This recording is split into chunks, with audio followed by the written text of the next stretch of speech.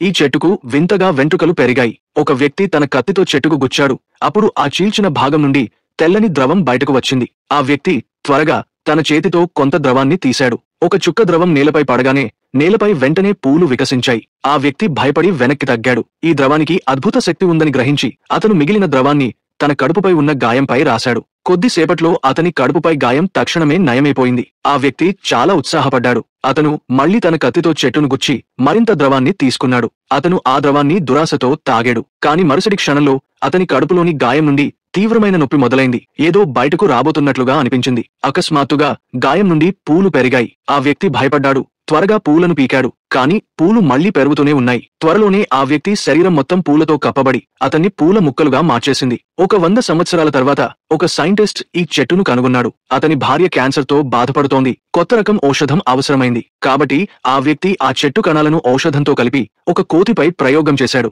ఆ కోతి పూర్తిగా కోలుకోవడమే కాక ఆపరేషన్ గాయం కూడా నయమైంది. కాని ఆ వ్యక్తికి తెలియదు అతను నరకానికి తలుపు తెరిచాడని.